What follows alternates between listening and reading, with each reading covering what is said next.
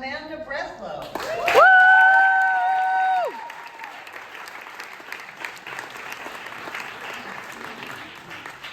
I'm glad I tricked you into thinking I was a delight, Dani. Oh. Yeah, you can do that. I'm a little shorter than the rest.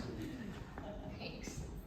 Wow, that's quite short. Hey, you know what? Let's just keep it. I don't have to be difficult. We'll just do it. Can you read? I can, yes. Thank you.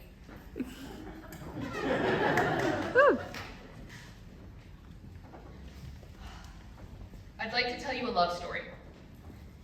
In January 2021, everything was still on Zoom. My rabbi asked me to say Kiddush that Shabbat, and while I was scared, I am apparently a crazy person because I go towards what scares me. Kiddush, by the way, for those who don't know, is the blessing that's said over the wine. It goes with the whole Exodus story. For Cliff Notes, just watch The Prince of Egypt, you'll get the gist. Anyway, you're wondering, man, what do you have to be scared of? Well, while I'm ethnically Jewish on my dad's side, my mom is Christian and raised me as such, which is a whole other story. So I never grew up saying this tongue tie of a prayer. Sorry, guys. I never grew up saying this tongue tie of a prayer. I never took a Hebrew class, the phonetic spellings confused me, and while I'd been going to temple consistently, the Kiddush was one I almost mumbled. Everyone around me recited it with such vigor, so it was fine that I had not a clue what was being said. But over Zoom, everyone is muted but you, which means every single person watching only hears you. If this were any other Friday night, I wouldn't have sweated, but this was MLK weekend, one of the biggest Shabbats of the year, and I knew there would be an unusually huge audience, and I was right. It was over 300. Did I also mention I get excruciatingly uncomfortable singing in front of others? And now I was expected to sing this tongue tie over prayer in front of hundreds of others? So cool. When it comes to performing, if I don't feel fully prepared, I panic. That's something we're working on, by the way, so don't come up to me afterwards and ask if I've spoken to my therapist about this. I wasn't about to set myself up to ride the anxiety merry-go-round, so Little Miss Perfectionist got to work. I practiced singing with a recording, but since I'm not a singer at all, as I made abundantly clear not 10 seconds ago, I obsessed over the melodic passage. I have a music degree, so you'll have to excuse the snobbery when I say things like melodic passage instead of melody. 2 hours before services, I screwed up when I practiced for one of my roommates, and she said, "What, do you think God's gonna care if you don't sing it right?" She doesn't sound like that, by the way. But this just pissed me off. This wasn't about God becoming Simon Cowell. This was about me proving that I belonged. This is what I like to call the snapped portion of the evening because the tears started rolling down the old cheeks. I was strapped into the anxiety merry-go-round with no emergency exit, and the speed kept getting faster and faster. I knew this was a stupid reaction, but after tampering down my anxiety the entire year, do we remember everything that happened in 2020? It's always the teeniest, tiniest straw that breaks the camel's back. Now, my rational brain knows the only way out of something is through it, so I said, "Baby girl, if you gotta cry, just cry, let it out." But it didn't help, so I tried meditating, but just got angrier that I wasn't able to breathe in and out through my nose because I was stopped up from the crying. Then I went out back and I saw the trash cans and thought, punching them would surely relieve my anger. But that didn't help, it just hurt. So then I went back inside and paced, trying desperately to avoid the old habits that got me into trouble over a decade before. Now for clarity, no one has done self-improvement like this little lady before you. I'm talking 15 years in and out of therapy, all sorts of meditation practices, all the self-help books, podcasts, Chinese medicine, Reiki, acupressure, emotion coding, mushrooms trips, you name it, my ass has done it. I have worked very hard to heal and get as far away from the self-harming kid I was, but there I found myself, facing the demon I thought I escaped. And when I'm spiraling like that, I need a physical release, which is satisfied only when it's violence against my own body. It's not not my cutest attribute. By this point, services had started. I was still spiraling, so I tried snapping my wrist with a rubber band, but that didn't help. So then I tried to dig my fingernails into my forearm, but damn it, I'm a lesbian. I don't have fingernails.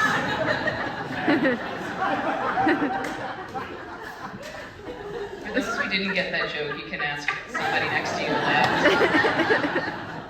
I thought punching the bed was wiser than punching my face, which, if anyone's paying attention, is a little peek into the younger version of myself. But, as you can imagine, there's no victory in punching something soft and squishy like a mattress. I thought back to the time I was 15 when I was in such a spiral that I grabbed my 5-pound drumming practice pad and whacked it against my head until I heard a crack. I didn't want to hurt myself like that again, but I needed a release. This softbound notebook was okay, right? Safer? Whack, whack, whack. 6 times, 2 different places. Whack, whack, whack. The spell had finally broken. Breathing in deeply, I gathered my emotions, turned my camera on, and smiled as I lifted my cup when it was time to say the prayer. And I fucking crushed it. Got your blood straight down.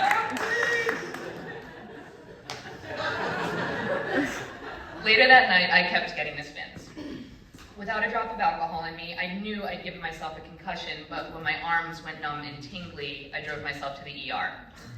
It was 3 a.m. I was met with a barrage of domestic abuse questions. I was too ashamed to admit that I was my abuser, so I evaded the truth. How did you get hit? Oh, you know. Well, who hit you? Nobody. I was frustrating the nurse, but my shame was more powerful than his glare. By the time I saw the doctor, it was 5 a.m. He confirmed the concussion, but also brought news of no further brain damage, so count your wins. When he asked what happened, exhausted, I told him. Get a blood test, he said. The anxiety might be a vitamin deficiency. So, pop a couple Flintstones gummies and self-harm disappears? Shit, they should put that on the label. When I was released, I sat in my car for a long time. I couldn't believe I'd gotten myself to that point again. After 15 years, at that point, literally half my life, there I was, in the front seat of my car, right back at the beginning. I'd love to paint this image of my fingers squeezing the steering wheel, knuckles white with frustration, or my face scrunched in anguish, but none of that happened. It was the quietest disappointment I had ever felt. I just sat there and stared with no hope there was any way out of the cycle. In the months after, I kept various forms of self-harm in my pocket, but eventually the roar in my head grew quiet until it was only a whimper. It took an outsider to point out what I overlooked every step of my healing journey. I get free life coaching at work because I work for a bomb-ass company, and it was my coach, Shula, who handed me the key to get out of this cycle. Shula made me tackle a topic that you guys made me legit vom in my mouth so hard. Are you ready for this? She took my hand and brought me to the land of self-compassion. Now, I'd heard tell of such a thing, but actually achieving compassion for myself? You'd sooner get my cat to be mildly friendly to the vet, and my perfect little angel kitty is referred to as the meanest, maddest of all the cats that come to my vet. I'm not making that up either. We are talking nth degree level spicy kitty. And that is how ridiculous of a concept self-compassion was. We started off with a test by Dr. Kristen Neff, a leading researcher in self-compassion. Out of 5, I scored a 1.88. We certainly had our work cut out for us, but like any great underdog story, I was given a sacred weapon with which to overcome such great adversity. David had his slingshot, Rocky had his Philly accent, and I was armed with journal prompts. We were not here to mess. We started with listing 5 things I liked about myself, just 5. Exercises like that became the foundation of realizing in a very deep way I am, wait for it, just a human being. That in fact, if I was supposed to get the most out of being human, I had to fuck up. And I don't necessarily love this blueprint, but I was seeing why the rules are the way they are. Light and shadow exist simultaneously, and I was fighting so hard to only experience light that I never once thought to honor the experience of the shadow, to get curious about it, to even appreciate it. Shula and I continued our work by constantly checking in with the negative self-talk. I couldn't believe it, but I started feeling wrong when I was mean to myself. I picketed, protested, then eventually Looney Tunes TNT'd the hell out of that anxiety merry-go-round. Be gone, self-sabotage spiral. I couldn't afford it anymore, and this economy, my tax rate? Get out of here. My score was slowly creeping up. I went from 1.88 to 2.03 to 2.74. So why was it working this time? What was the magic that actually made me stick to the process? Honestly, I think I just hit my limit. British life coach Matthew Hussey says, people change when they're ready, not when they think it's a good idea. For years, I wanted to change, but for me, the only way to change was to crack. My head, apparently. Not that I recommend this. So we all know life is one giant learning experience, right? So what happens when we've learned a big test? What comes next? Go on, say it out loud. A test. Wow, way to go, audience. A test. And this test came in the shape of a really difficult heartbreak. You know how it goes, crying every day on your morning walks, writing "oh, woe is me" messages in my journal, building flawless breakup playlists. Feeling inadequate and frankly like a giant fucking failure. What do you think I turned to? The tried and true paths, right? Self-harm, negative self-talk. You're too fat to be loved, too ugly. You're a fool forever thinking things could work out for you. But that never came. I had laid a foundation so solid that while I was aching, I knew the breakup was a reflection of many different things, not just my own failings. I knew that my self-esteem and self-worth were not found in the eyes of someone else, but within my own reflection. I chose to love myself so fiercely that I never once thought to be anything but kind to myself. Okay, except this one night when I wrapped myself up in her flannel, lit the candle she gifted me, and listened to sad songs on song. I don't shy away from the dramatic. Now, I've never hurt myself when it's something external, like a heartbreak, but the mean self-talk I referenced earlier, that was a constant no matter the situation. I could never figure out how to conjugate verbs in Spanish, but negative self-talk, I was a fucking prodigy. Bet I wasn't top of my class every year for that. But I haven't spoken in quite a while now. I actually recently retook the self-compassion test, and can you guess my score? 4. 3, 2, 1, no. Out of 5, I scored a 4.28.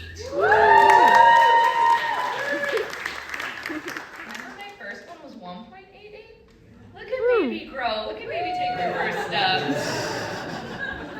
So yes, this is a love story, complete with a happily ever after, just not the one I was expecting, and not the one my family was expecting. I mean, there is no husband in sight, like, ever.